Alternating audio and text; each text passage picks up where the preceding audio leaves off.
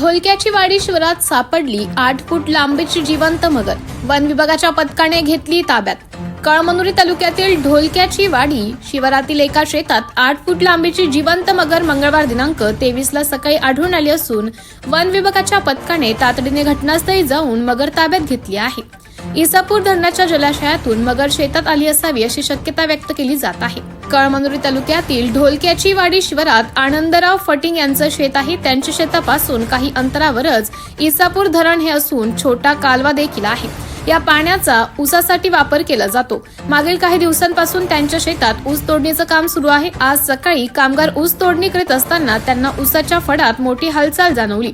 कामगारांनी त्या ठिकाणी जाऊन पाहिले असता ते जिवंत मगर आढळून आली. या प्रकाराची माहिती गावकऱ्यांना कळल्यानंतर त्यांनी तातडीने घटनास्थळी धाव घेतली. तसेच विभागीय वन अधिकारी राजेंद्र नाळे, सहाय्यक विभागीय वन अधिकारी सचिन माने यांच्या मार्गदर्शनाखाली वन परिक्षेत्र अधिकारी मीनाक्षी पवार, वन कर्मचारी शिवराम कृष्ण चव्हाण, सुधाकर कर्हाळे, संग्राम भालेराव यांचे पथक घटनास्थळी दाखल झाले.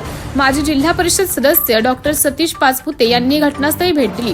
वन विभागाचे पथक तसेच गावकरी श्यामराव ढाकरे, गणपत पाचपुते, बाळू धनवे, भागोराव खुडे यांनी मगरीला दोरीने बांधून ताब्यात घेतले. वन विभागाच्या पथकाने सदर मगरीला वाहनाद्वारे हिंगोली येथे आणण्यात आले. या घटनेमुळे परिसरात एकच खळबळ उडाली आहे.